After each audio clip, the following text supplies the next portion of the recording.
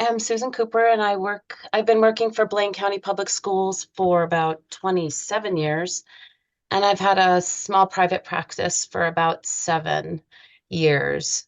Um, this topic, I think actually Tom kind of spurred me on to talk about co-regulation a little bit more because I talk about it quite a bit, I think, um, in some of the case studies.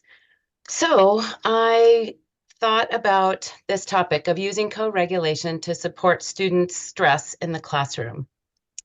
And I think that all of us working in schools and clinics are faced with so many kids who are stressed and dysregulated. So it's become really important to me to help my colleagues here at school and my parents that I work with to better understand what regulation is, and how it develops, and how we can use co-regulation to really support these students.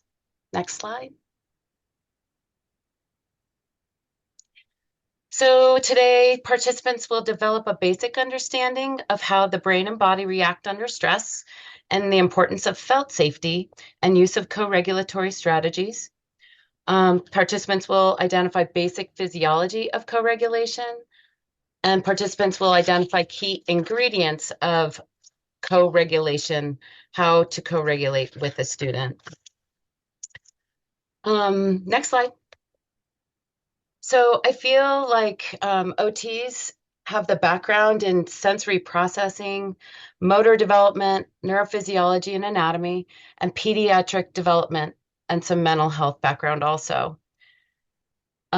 We have the lens to really address the interplay of a child's individual differences in their development and how these differences may interfere with the development of a child's regulatory capacities and vulnerability towards stress responses. Next slide. So before we talk about co-regulation, I thought I should just review what regulation is. I think it's a term that's used a lot, and some people might mean different things by regulation. So I just wanted to throw out a bit about regulation. Regulation develops from infancy in all humans, and we as humans are biologically wired to connect with others. Um, Regulation, when I say it develops from infancy, there's that lovely when a baby's first born and the babies cry because they're wet or hungry, the caregiver comes, soothes the baby, puts the baby down again, the baby just lulls into sleep again, and then something wakes it up and it cries. And that over time, cueing the caregiver to attune to them is how regulation develops into young children, toddlers, young students, and it continues to develop over time. Regulation is mediated by the autonomic nervous system because the autonomic nervous system is always running and it's detecting whether we're safe or unsafe subconsciously. So it kind of sets the stage for whether a human being, autistic or not autistic, feels safe or unsafe. Regulation is how a student is able to shift and maintain their arousal or alertness according to the demands in an environment. And then this last part, windows of tolerance is a term that is used with regulation often. Dan Siegel really coined this term. It's a term that describes the optimal state of emotional and physiological arousal where you can function effectively, manage your feelings, and think. That's that window of tolerance where you have the most connection with people and you're regulated. Next slide. So this is just a good slide that shows these are healthy nervous systems. The top one is a lower stress day for anyone with a window of tolerance, and you have ups and downs. Regulation is never a flat line. It always has some rises, some activation. If people have a little bit of stress that they can manage, then it comes back down, and then it rises again throughout the day. So in a higher stress day, you're going to see more peaks and valleys, but it's still within that nice window of tolerance where you can cope with the stressors that you have. These are in really healthy, not vulnerable nervous systems. Next slide. So on the right, on the right is another window of tolerance graph, and it shows a really wide, resilient, resourceful person who is under stress. This could be any student at school, but there are some peaks and valleys, some bigger swings. But again, it's within that nice wide window where they can cope with the stressors of the day. On the left is more of a window of tolerance that I see with my autistic students. Many of you see this in your days. We have kids that walk into school in a dysregulated state. So anything above or below that window is dysregulation. It just looks different. One is more of a deactivated state, shutdown. Above is a more of activated state, pushing towards that fight or flight maybe. But you can see that these kiddos are all over the place. So this is why co-regulation strategies are so important for our autistic students. They really, really need our help to help widen that window of tolerance over time. Next slide. So we know that stress load derails students and adults' regulatory capacities, but specific to autistic students, they have differences in their sensory processing. So right out of the gate, they are going to be much more vulnerable to stress in a busy school environment. We know that many of these students also have motor differences. Sometimes it's a really hidden motor difference, postural instability, dyspraxia that could be not kind of hidden also, making fine motor skills super triggering because the motor circuitry is not working well. The neuroception differences. This is what I was talking about with that. We all have a neuroceptive sense that runs all day long. Are we safe, unsafe? Is this environment safe, unsafe? Is this interaction with this person safe or unsafe? We know that autistic people have a bias towards threat. So they may sense threat when there is not an objective threat, but there is a felt threat to them. So they have that bias towards threat, which sets them up for more stress throughout the day. These autistic students have communication differences, language load differences, and we know that unpredictable environments, unpredictable people and activities are very stress loading, therefore derailing regulation even further. So when stress begins to outweigh a student's ability to cope, that window, like we saw, really narrows. And also thinking about that window of tolerance, it's often not static. A kid can come into school even you've worked for years with this student and they're much more regulated, but we know that they're vulnerable to that narrowing. So it can close up, which is why we see kids, everything has been going so well this year, and then all of a sudden things are dropping off the map because the stress load is outweighing their ability to cope. Next slide. So this is also when we're trying to support students with co-regulation. We're going to talk about that in a second, but we all have our own windows of tolerance, our own space inside our own nervous system where we can manage stress. Tom is always talking about having his parents find time for taking care of their own selves so that they can take care of their children. And I think this is really important for us to all think about our own windows of tolerance and how sturdy they are, how wide and resilient they are. We all work really hard with students under stress, which can really be hard in our own days. So it's important we're constantly asking the questions or switching out with people. I switch out with people all the time. so that we can be available for these students. It's critical that we really think about, is my platform that I'm coming from right now sturdy or not so sturdy? Because kids can really sniff out if we're not sturdy. They're going to detect it as threat. Like even a fake little smile or a tone of voice that's a little bit off for us, they might respond to with more of a stress response when we're really trying to help, but we're not in a place that we can give that. So it's just, we need to think about wearing our own oxygen mask first before we can lend our calm and co-regulate with a student. Next slide. So what is co-regulation? So this is the number one strategy I talk about with parapros and other teachers I work with and other colleagues.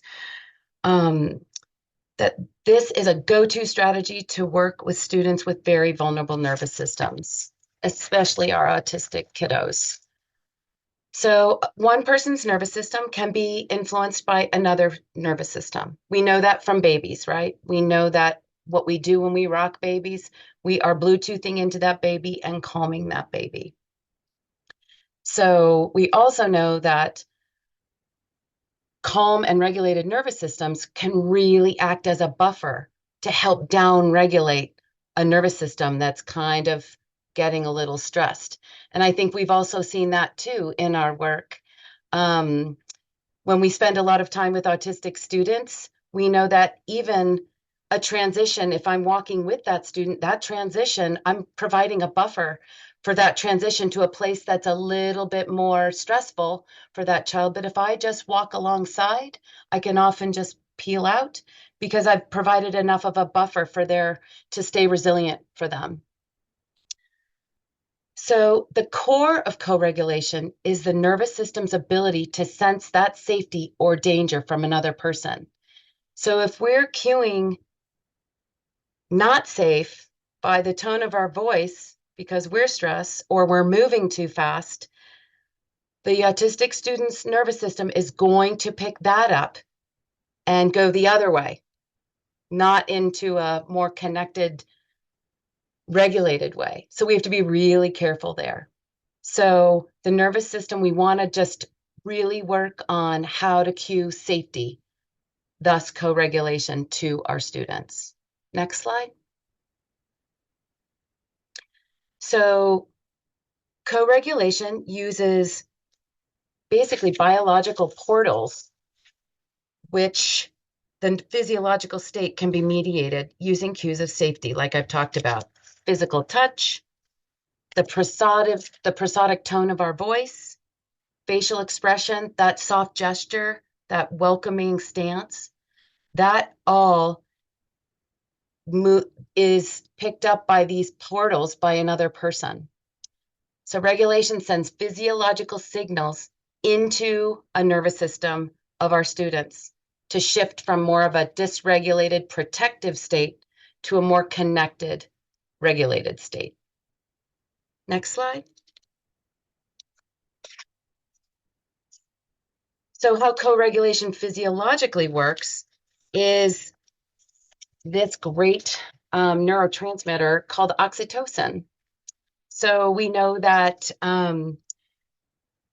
oxytocin can be shared between two people in a Bluetooth way. And it is a mode to cue that safety during co-regulation. Oxytocin regulates and dampens physiological stress responses. It overrides cortisol, which is that stress response. And the autonomic nervous system activates the parasympathetic nervous system when so oxytocin triggers that parasympathetic system to down-regulate the stress.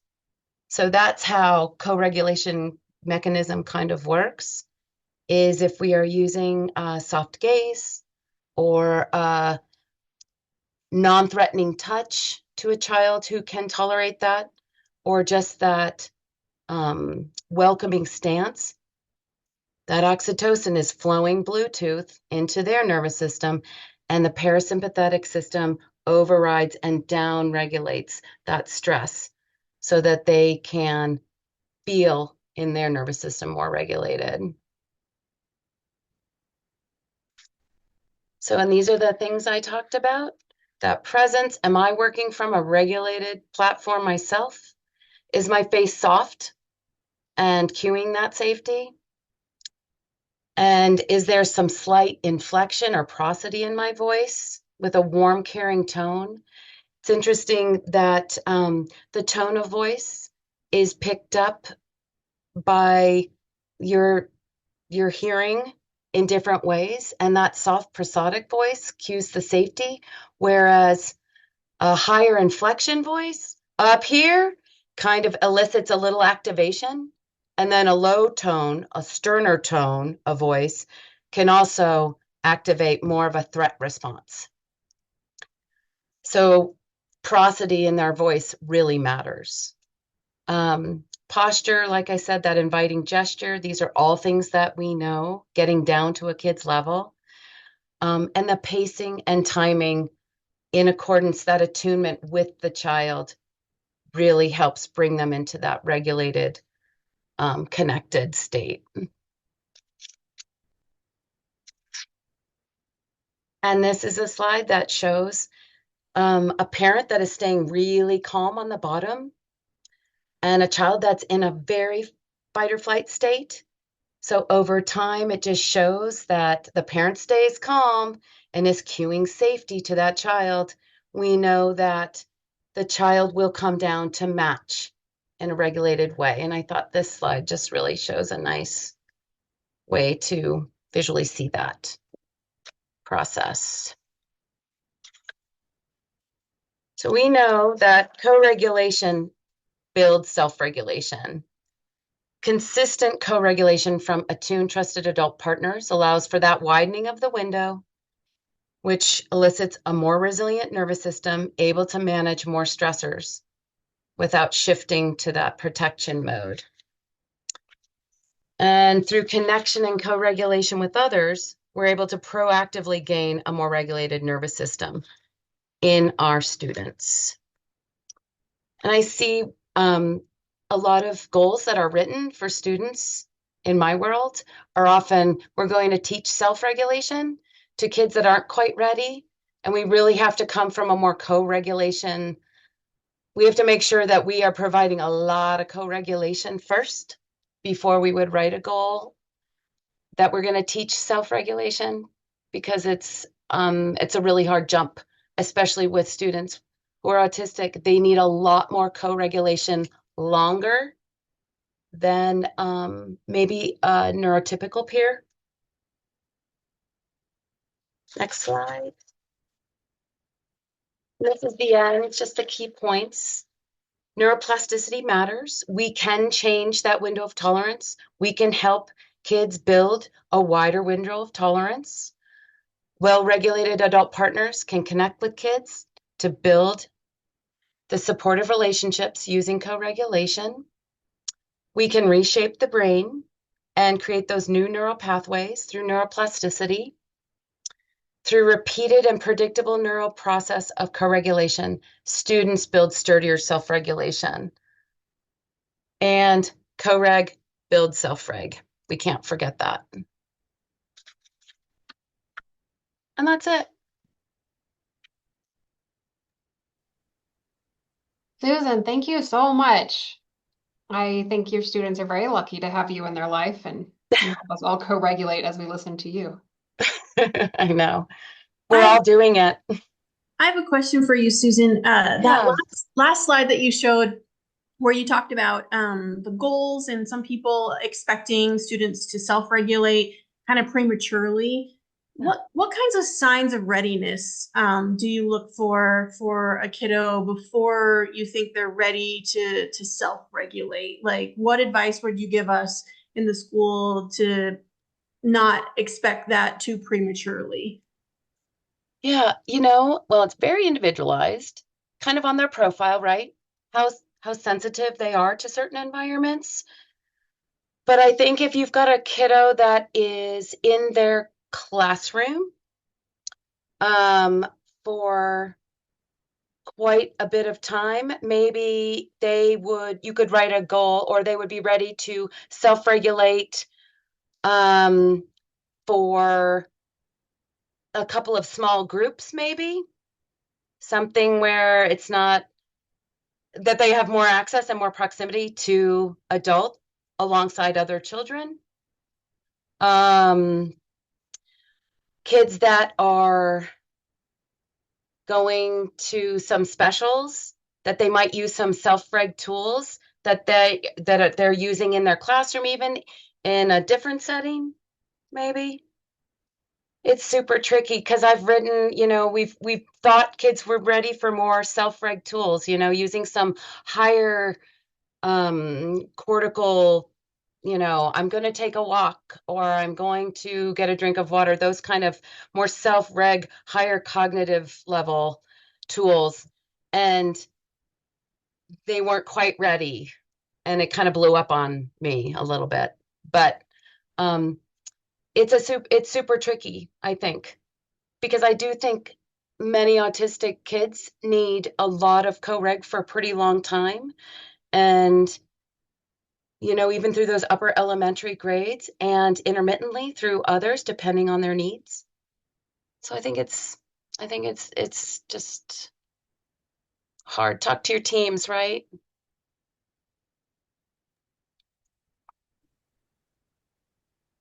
What other questions? You're welcome to use the chat or just unmute and ask those questions directly of Susan. Question, Susan. So in West Ada, we use the zones of regulation quite a bit with a lot of our students as visual tools to help them kind of identify their state where they're at. For co-regulation, though, are there specific visual tools or supports that you use to help kind of model or cue kids?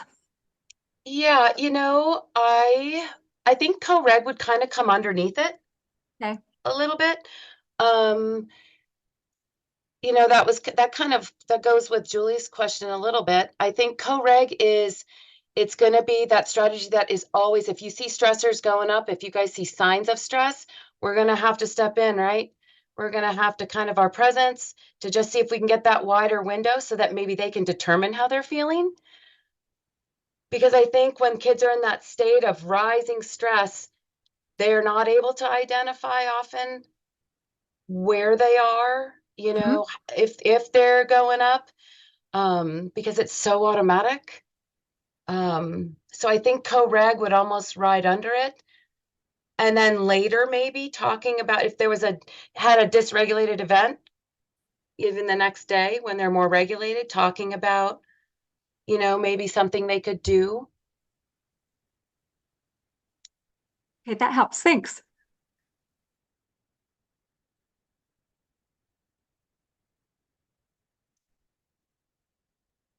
What other questions do we have for Susan?